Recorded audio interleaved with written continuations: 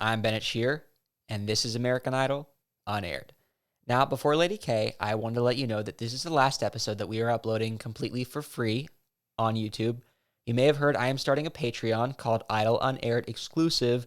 Now, if you want to listen to our episodes for free, you can go to the link below that says listen, or just search American Idol Unaired on Apple Podcasts or Spotify, wherever you listen to your shows. But if you also want to check out our Patreon, Idol Unaired Exclusive, the link is in the description as well. We're giving you the ultimate Idol fan experience. Zoom Hangouts every Sunday and then eventually Monday after the show. I'll be there East Coast time and West Coast time for both you guys. And we're going to talk about the show. You can meet some other Idol fans. I'm also going to be doing recap podcasts where I watch the show, give my instant reactions, upload it the same night.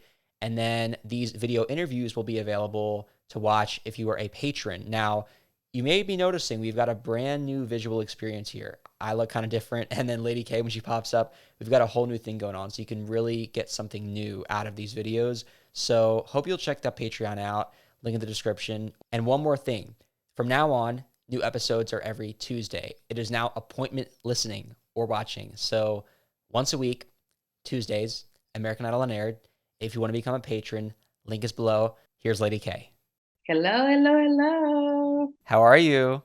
I am good. So before we talk about the show, can you give us the updates since American Idol? What's been going on? Well, I just dropped a single on Valentine's Day called Keep It G. It's not the typical cliche Valentine's release. I decided to take a more realistic and not so popular approach to releasing my song on Valentine's Day because it was the song talks about if you had a partner that lived by double standards, basically holding it accountable when it's done to you.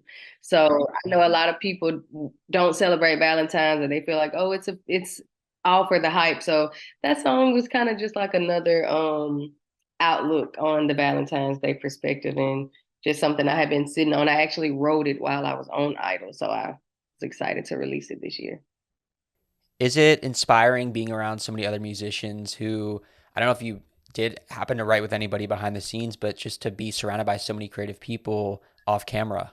Anytime I'm in a room of creatives, I instantly feel like a better version of myself is like loading in that moment. Like when I hear their amazing ideas, then it triggers me to come up with something. So everybody that I've had the chance to work with during the show and after the show, even prior to the show, it's always been like an amazing process just creating, period. Did you decide to do Idol? Did somebody reach out to you? How did that work? Idols chose me. Hmm. It's so weird.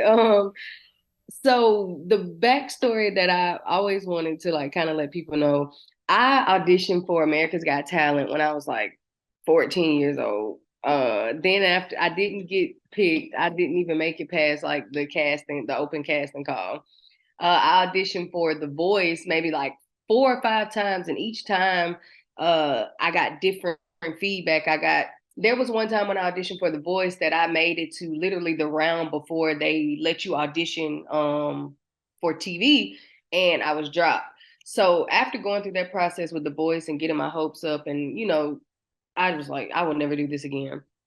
And ironically, as soon as I got settled in Tuskegee after coming out of the situation with me and my mom living in the hotel or whatever, I was on a social media hiatus. And when I got back on social media, everybody was like, oh my God, American Idol is having auditions. You should sign up. You should sign up. And I was like, I had mixed feelings about it.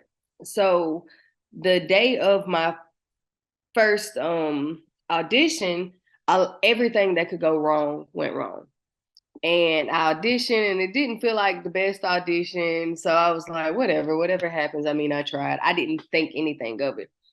Later on that same day, so before I get to that point, the person that I auditioned with was like, okay, well, if you make it, you'll hear from us within like 3 weeks or whatever. Da, da, da. I was like, yeah, that means I didn't make it. So I was over the process. Later that day, someone DM'd me on Instagram and said that they would like to do an exclusive interview. Like it was just like the regular auditions, but it would be with the producers. I guess it's like a skip step audition. And so I went through that process, and that is literally how I walked through the door. Like I did not know that it was going to happen that way. It was literally like a second first chance, but it worked out in my favor. And there started the process. And once we got past the Zoom phase, because we had to audition on Zoom, I found out that we had to be vaccinated, and I was literally about to not audition at all. I was like, I'm anti-vax. I don't want to audition if this is what it requires. No, no, no, no. So I was like three. I was this close to saying, "Yeah, I'm out of it altogether," but I'm glad that I didn't. I believe the fear of failure and like all of the little bit of self-doubt that I had from just past experiences is what was straying me away from just giving it my all. But there were so many signs from God saying this was destined for you. It's already wrote. All you have to do is follow the script and trust the process. And for the first time, I allowed myself to be 100% vulnerable, and the benefits were worth it. The reward was way greater than the risk.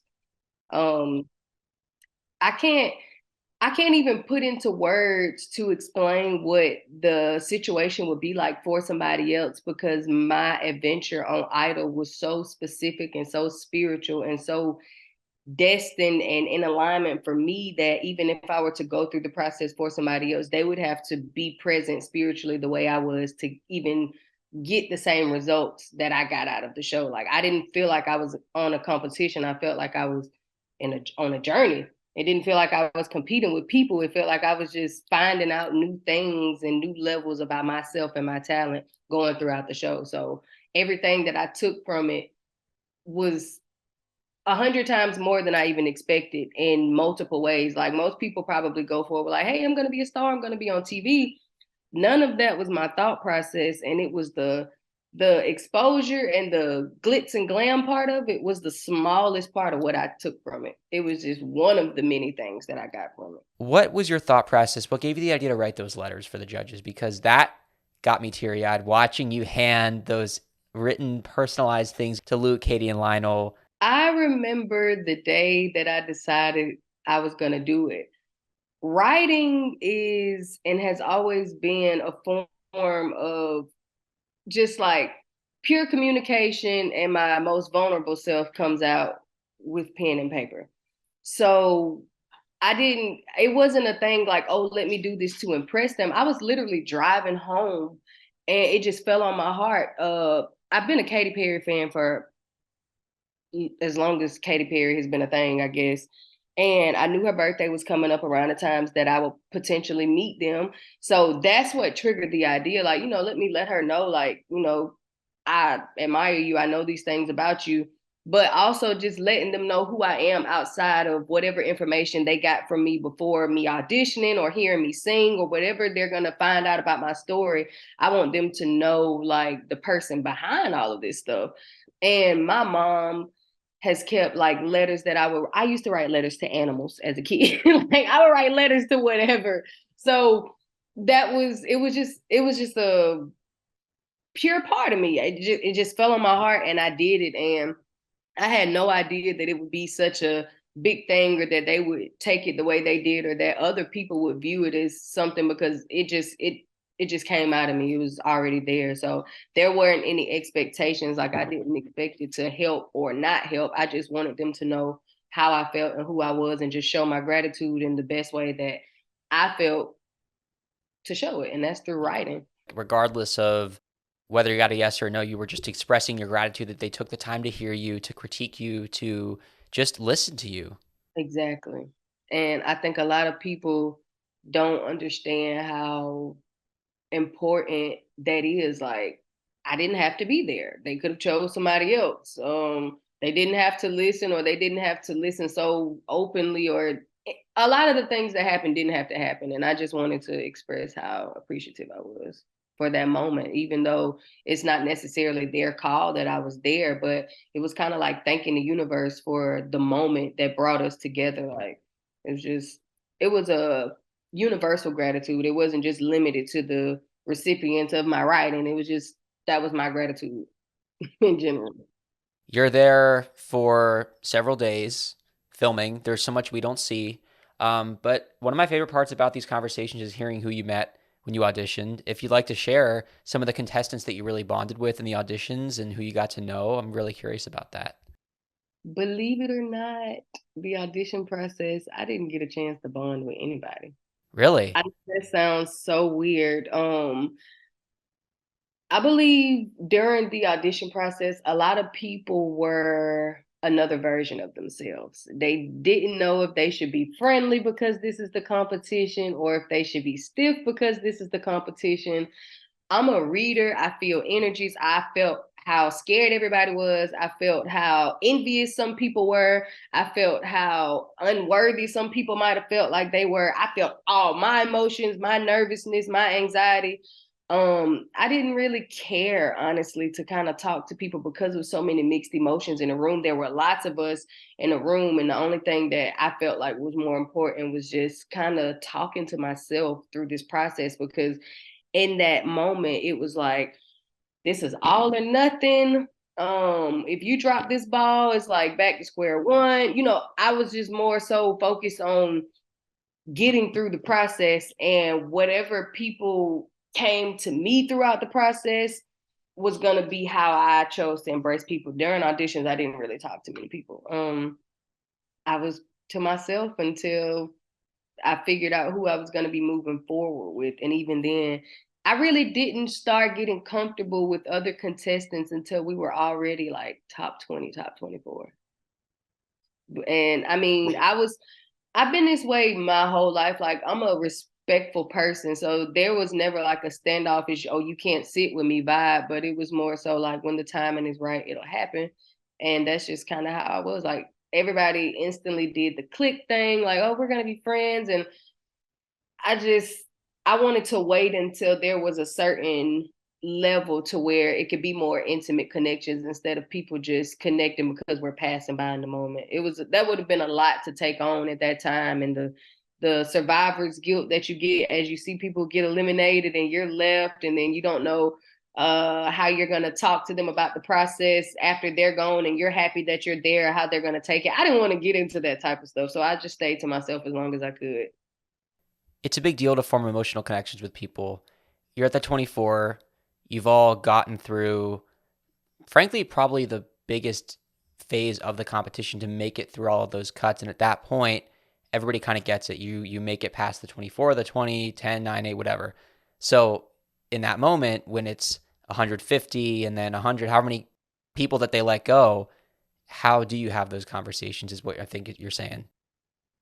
Top 24, when they picked us, that was probably the most hurtful elimination ever, because it was down to the last few left out of Hollywood week. And we're still in that phase to where we don't really know each other. We're still finding out about each other, but it's still kind of hard to get comfortable. I just knew for sure that at least four of the people that I finally did start to bond with were going to come with me. And I don't know, I still hadn't sat back and watched the episodes as a viewer yet. So I don't know how this part aired. But during Top 24, once you walked out of the room from getting your review, you had to go down a path of the people that got no's to do filming and the people that got yeses. So I remember Tyler Allen, Dontrell, and Kirk and myself, we were all like together, and we just knew for a fact, like, oh yeah, the committee, we called ourselves the committee or the church. People always saw us singing and praising and worshiping, so they would like refer to us as the committee or the church. So I just knew that we, for a fact, all four of us were going. Like, I don't know who the other 20 were, but I know we're the four out of the 24. And uh Dontrell walks through the door and he comes out and it's a no. I'm like, oh my God, no. And then Kirk walks through the door and I'm like, oh my God. He said it's a no. And at this point, I'm mind blown because Kirk, his voice was so amazing. I just couldn't see how he could have gotten let go. I'm just like, okay, whatever. That's weird. Me and Tyler were right next to each other. So when I got out and I got my yes, I'm waiting down the yes lane for Tyler to come behind, and nobody comes behind me. I'm like, oh my God. Not only did the few people that I connect to that kind of made me feel comfortable and want to open up. They're gone, but I don't even know how to feel for them or what to do from here. Like I felt like they deserved it just as much as me. So it was kind of bittersweet, but they were all very, very happy for me. We made vows that we would reconnect and even do some music or performances together later on down the line, which I still think is very possible. Um, but it was top 24 was harsh. Like that's the best way that I can explain it. It was hard cuts because there were some people that I seen, I was like, they might be the winner. But at the night of top 24, I had a conversation with Noah and I was like, bro, I think you're gonna win. I swear, if I know he remembers this conversation, we talked about his friend and how he came through the process. And I was like, look, this fell on my heart to tell you. I was like, but don't let nobody feel like you owe them something for your level of success. Just because somebody pushed you to audition, you got chose because of who you are, your voice, and your story. And nobody can hold that over you, and you don't owe anybody that. But I really feel like you're gonna win the show. And that was the first conversation I had with Noah, like ever. And we kind of talked a little bit after that, but after top 24, when I realized, okay, I've made it to this point, I was back in business mode, how I was from the auditions. It was like, okay, if I have a couple chit chat moments, I will, but my head is all the way in the game because this is big for me. So that was my energy, top 24. Yeah, it's big and it gets even bigger when you have people voting for you, then you go live on TV. Do any of these things phase you any more than doing the pre-recorded stuff, or is it all just kind of the same show? I think the pressure of the live was heavier than pre-recorded because like during Hollywood Week, the judges and producers were very nice. There were a few people that had to like start their song over mid song and it wasn't held against their performance. Like they were given the okay in that room to grow and still be selected to move forward. So I think having that comfort and that blanket kind of crippled a few people. I was already prepared for the pressure, but the flow, everything was still the same, whether it was pre-recorded or live, but just knowing that there's no fixing this. Once you screw up on live, this is what it is. Your mic is always on. Somebody, the camera is always watching. Like, fix your posture. Make sure you're not doing something weird that you don't want to see on TV. I think that was something that like stuck with me, and I mean, I think about it all the time now. Like I'm always wondering, like, okay, where is the camera? Like somebody watching me, or and I was like that before, but I just feel like going through that process, it was the energy was more electric going through it live than it was pre-recorded because it's like, okay, these people are seeing this in real time. They don't even know what it's taking to run this live. Hell, I halfway know what it's taking to run it live, and I can feel what I can't even see right now. So the live was way different, but the flow was very similar because of like the production crew. They put a lot into making the show just flow perfectly. I don't see how they do it. I know. It's a whole nother show, beyond the show. It's what you guys experience as a cast. It's the way that the crew puts it together. It's the sessions you guys have with vocal coaches. Everything that goes into the show day in and day out. I mean, you're working nonstop. It's not just tune in Sunday nights on ABC. It's like you guys get up and grind. Literally, like the longest part I think that was like throughout the process was duet rounds because we didn't know that duet rounds was going to be, hey, learn this song overnight with a random person and perform it tomorrow. And we were already waking up at like 5 a.m., 6 a.m. and duet night, we weren't going to bed until 3 and 4 a.m. with no voice. So it was scary. Like a lot of people got eliminated the next day because their voice gave out. So it was like a blessing to even still be physically healthy and strong enough to even put on at some points because of how much work. And some people aren't even used to working like this on a day-to-day basis before the show. So then it becomes like a mental attack where a lot of people lose themselves in the process because it's like they only saw the rewarding part. Like, hey, I'm going to be on TV. They don't know what it takes for you to look this perfect on TV is a lot of hard work behind the scenes. And I think I saved myself from not having expectations. Like whatever I was told to do, I did it and I stayed open so I wouldn't be telling myself like, hey, I'm supposed to be eating by now or I'm supposed to be in bed by now. It was like, you're going to do this the way it's supposed to be done and reap the benefits, or you could try to do it your way and you can go back to doing things your way. And so that's just, I stayed in work mode the whole time I was there. So Did you have a favorite celebrity mentor? Because they brought in Jimmy Allen, Gabby Barrett, I think even Derek Huff at one point. So did you have a favorite person that you got to meet or work with?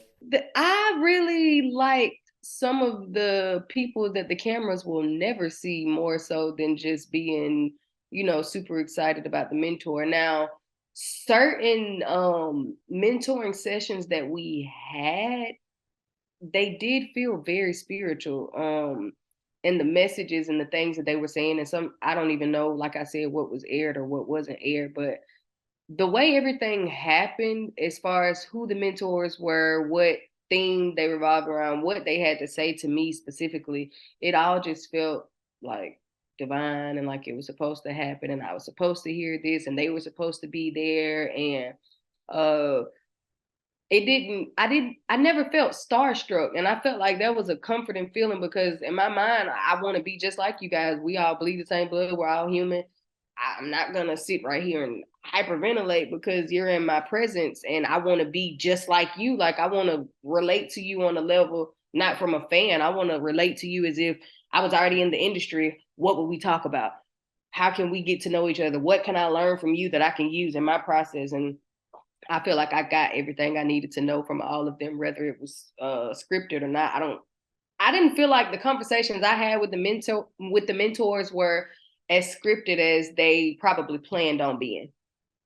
I can say that because a lot of things came out so vulnerably and naturally that like stuff that I didn't even know or want to come out came out, and it helped me. And it was just, I don't know. I liked all of the mentors equally. Like I feel like they served their purpose. I feel like certain situations could have been better. I don't like the word mentor, the because it wasn't really like a mentoring session. Like it was used for filming purposes, but I felt like the conversations between them and I that we had on and off camera helped, but they weren't there as like a, hey, I'm here with you this week and I'm going to talk to you whether the camera's rolling or not. So I didn't really like the term mentor, but I get it for filming purposes. But other than that, I liked all of them the same. I feel like all of them were very honest and professional.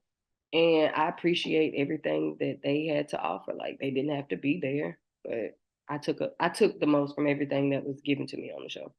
It would be awesome if they showed the vocal coaching sessions, the rehearsals with the band. I don't know if any of these names ring a bell. I did interview India Carney. She's a vocal coach. She was one of my favorites. Do you want to talk about her or meet her? Nick Cooper? I don't know. Chris Yeah, Pooley? I feel like the vocal coaching sessions that we had could have that I had. I didn't sit in other people's sessions. Um, those could have been a TV series on their own. I got more spiritual coaching from my coaches than I did vocal. When I worked with India, I was also working with Nick and Justin, and they are all very spiritual people just like me, which I another thing that wasn't a coincidence that I'm lined up with these people.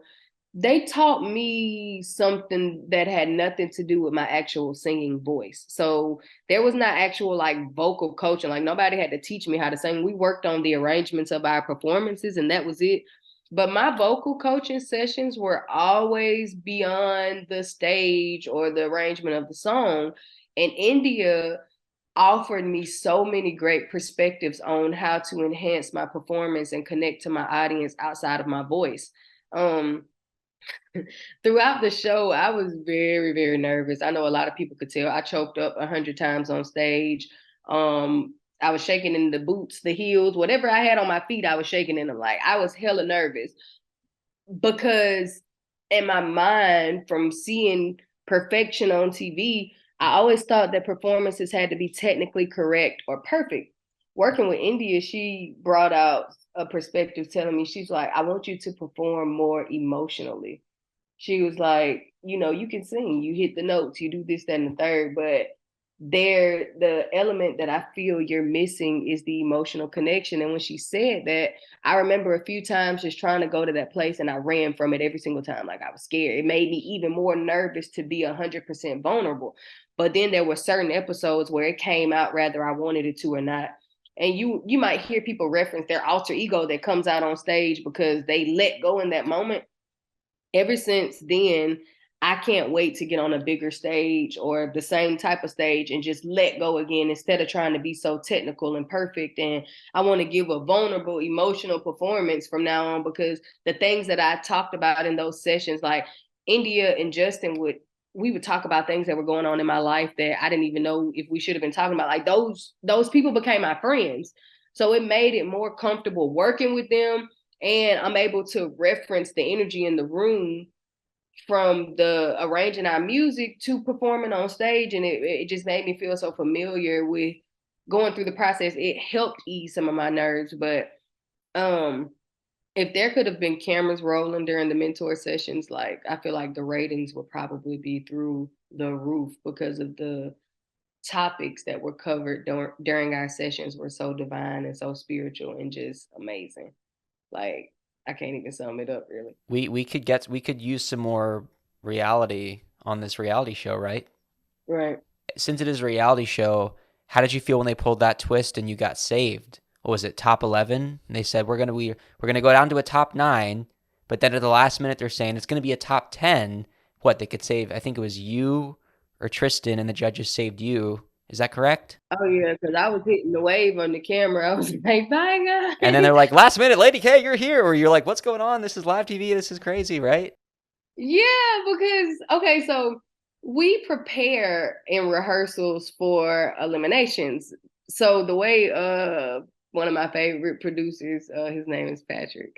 The way we work, he made us pull numbers out of a hat, and depending on whatever number you got, it was like, "No, you're gonna get eliminated today." So we would all joke on each other like, "Bro, you going home?" Stuff like that. So even though we don't know what's gonna happen the day of, we kind of already prepare ourselves for like what happens if we go home. Even in that moment, it still felt like, oh wait, I'm fixing to go home. Like, but I didn't feel like it. I'm not gonna lie, I didn't feel like I was going home, but it didn't matter if I was or not. Like I felt like I enjoyed the process. Um, I did not think I was gonna be saved over Tristan. Um, and that was based off of my own just like demographic statistics and based off of things that I was seeing from fans and how people engaged with Tristan and I on the show, or how, just going down the reviews that we got from the judges. I just knew like, okay, this 17-year-old boy who performs like he's Elvis is gonna get picked over my 25-year-old scared to be on stage energy. And so when I did, I was like, okay, Kay, stop doubting yourself. You just got saved. You're still here. These people obviously see something in you that you need to start seeing in yourself. And that's how that was. Like I didn't really know that it was gonna come down to Tristan and I. And the irony of that, there was a poll made from an Alabama journalist that when they found out there were 4 contestants from Alabama, the votes were which Alabama contestant do you think is going to go home first, or who's going to last the longest? And my numbers were voted for me to go home first. And I was the last Alabama contestant standing. Like, I feel like everything that was supposed to be formed to bring me down or take me out didn't work, and I had a chance to like shine on top of those things. Like I don't think that the journalists had any ill intent. I think it was just a way to get more Alabama voters and people engaged. But the fact that I was counted out before I was counted on or counted in gave me more fuel. Like, okay, well, let me show y'all who's gonna be the last Alabama contestant then. And so I took pride in that. And I hated it that it came down to Tristan and I, but I'm blessed that I was chose. My favorite performance of yours was Bust Your Windows. I want to know what your favorite performance of yourself was, or what your reaction is to me saying that Bust Your Windows was my favorite. What do you think? Plus, the Windows was my least favorite performance. Okay. It's one of the most cringiest performances that I've had on the show.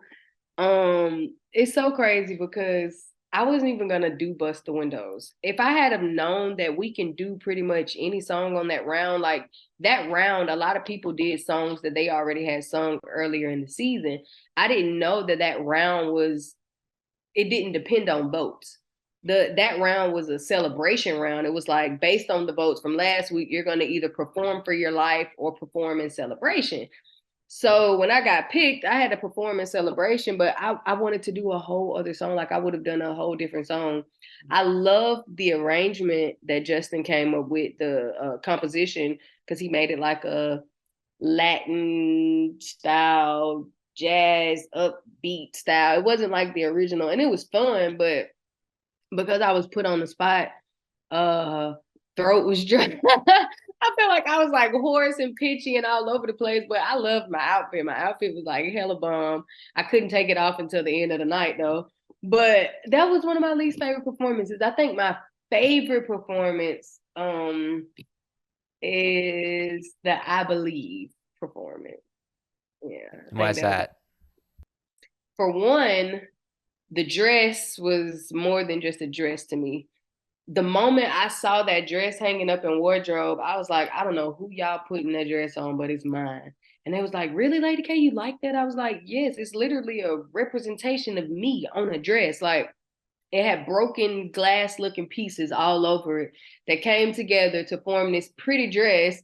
And I felt like that was me. Like I had been broken so many ways, but still put together so well Mm, to present a story. And it's a reflection of everything that I've been through. And so the executive producers, they put together our sets, and they had this set, it looked like a million candle lights all over the place, ironically, while I have this huge dress that these candle flames are going to flicker off of and shine these lights. And I felt like that was the one performance that my brother was with me.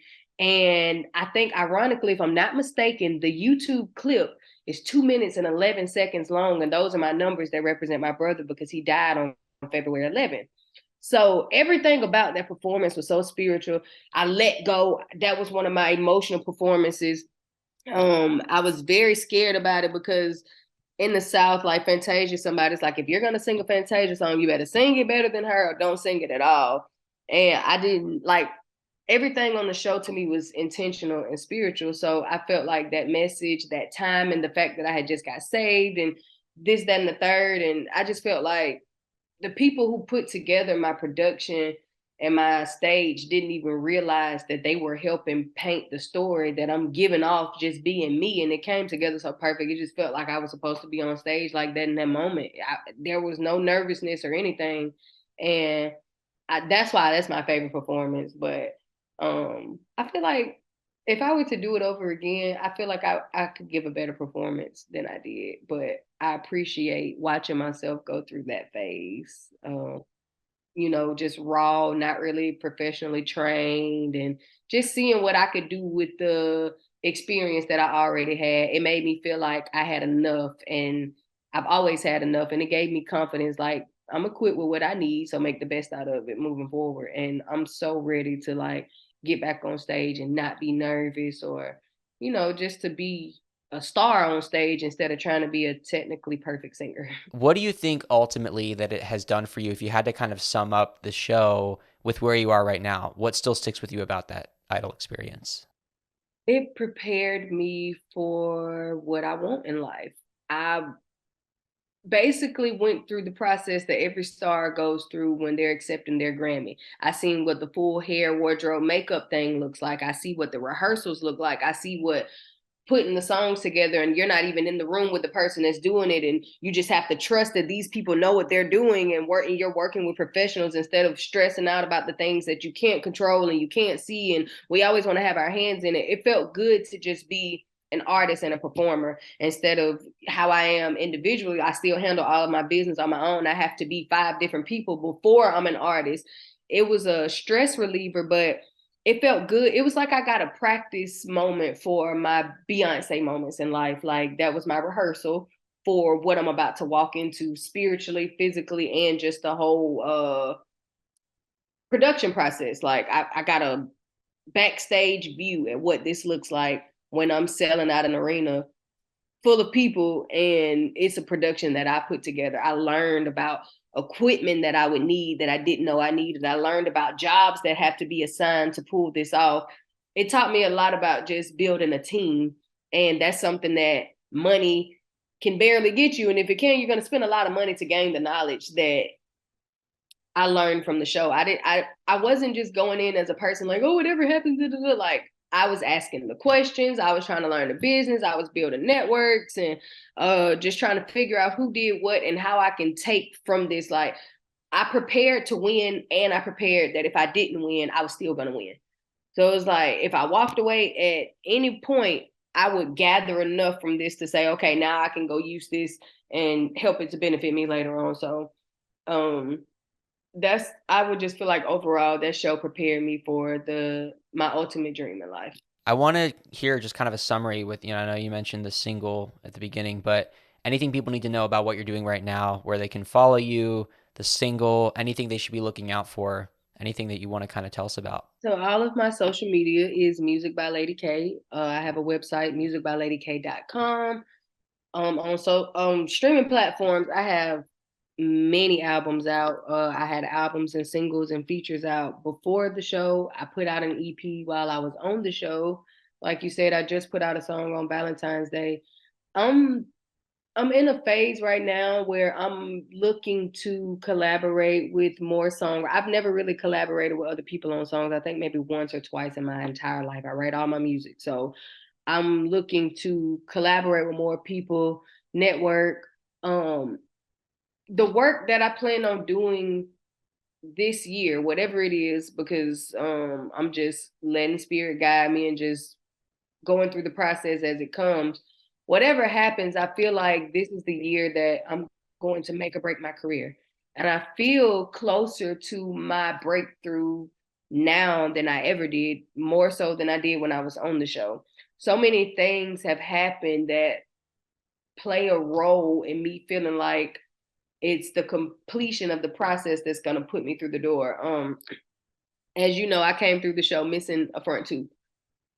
All my life I have been told like, oh, nobody's gonna sign you because of your teeth, and then it was, oh, nobody's gonna sign you because of your weight, and it was like, oh, well, nobody looks for talent in Alabama, and da da da da. I internalized those things. So to break through these barriers and still be accepted as an artist, as a vocalist, and just as a person with what I had and what I had only made me more confident. And now I have this stage experience. My teeth are fixed. I'm better at the way I take pictures and marketing and branding, and I'm building myself. Like I wasn't even into makeup and stuff before the show. Now it's like it's something that I do more. I'm starting to feel more like a star. And all of these things were like given to me as blessings. And I feel like it was part of the preparation for this big breakthrough. And I have something brewing quietly right now that I think, no, I know, I'm not going to say I think, I know that if all of my preparation and everything that I've done so far is packaged properly and I do what is expected of me, I think I should be walking through as an A-list artist very soon. And I'm praying on that. I feel like if I wanted to say something to followers and supporters, like continue to support me and follow me and pray for me. And it's really, really hard. I'm not gonna lie, to do it myself, but to finally say, hey, I think somebody might have discovered me, and that the hard work, I've been building my social media following for years organically. It's nothing that I went out and was like, I'm gonna buy a million followers or I'm gonna do this.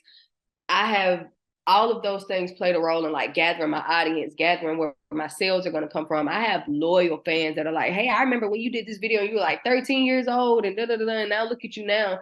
These people chose to stick around based off of just running across my page on social media and whatever I was doing to retain them. I'm able to keep these people. So I've kept people from 2009 is when I started on social media to 2023, and I still have these fans. I know that has to convert and it has to mean something, the same way how Beyonce has kept us from Destiny Child, no matter how many people swapped out and now she's individual. and she still has that following. I feel like that's not a coincidence. I feel like everything that happened in American Idol just gave me more people, and they're still around. Like the show is over with. Some people are just now watching this season, and they're reaching out or they're following me now, but it's their choice. Like it's not. I'm not saying, hey, follow me, and I don't have to do anything to get this following, and the influence is natural. And I feel like because of what I plan to use my platform for and how I plan to just put most of what I learned back out there for other people to grow, I feel like I have no choice but to be blessed. And I feel like this is my year. Like a lot of people know me, I'm very spiritual. This is a year 7. My life path number is a year 7. So it's just like we're coming over. And then ironically, this American Idol theme for this season is based off of luckiness and casino and 777. So I'm just like, oh my God, like look at the divination behind this. The whole time I'm behind the scenes looking at signs the same way. I'm off the show and these things are still coming back around full circle. Um, Something is about to happen for me in this life right now in this year. I don't know what it is, but I just keep getting these spiritual confirmations and feelings and premonitions and dreams, and I just feel like a lot of things are like drastically changing around me, and I'm just preparing to be that mega star that I worked so hard to be. And it's coming. And the fact that we even had a chance to like line up this interview for me to express all this, like I don't think I would have had all of this to say had we done the interview earlier. You get what I'm saying? Like I feel like everything happens when it's supposed to. And the greatest part is like brewing now, and it's closer than it's ever been. So I feel like I want to let the followers know, like, be on the lookout. I don't know what's fixing to happen. I just know something is about to happen. Timing always works out the way it's supposed to. And whenever that thing that's brewing that, may not know what it is myself, but when it happens, I'm just going to be like, wow, I talked to Lady K.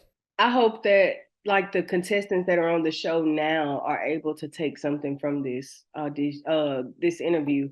I feel like if I could go back, and I don't even want or care to be televised, but I feel like there's something or somebody that I can connect to and help throughout their journey with just telling how I got through the process. I didn't get through the process, trying to be producer's pet or, butt kissing. I really just trusted myself and felt like I deserved it, and it worked out. Like I got a message in May, around the time when I got eliminated on the show, that I didn't even see until September, and I didn't even expect it to come from the show. And it's Cardi B's dentist offering to fix my teeth.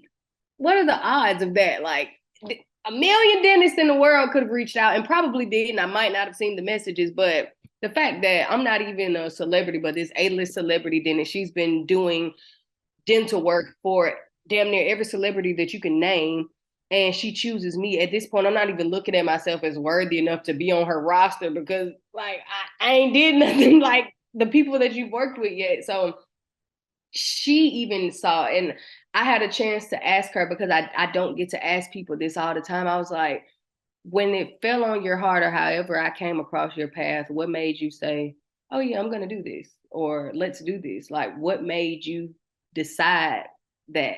And she didn't have an answer. And the only thing I could think of is that I claimed that I wanted this to happen, and it manifested. And when I sent those things out into the world, she had no choice but to be obedient to whatever spirit came across her.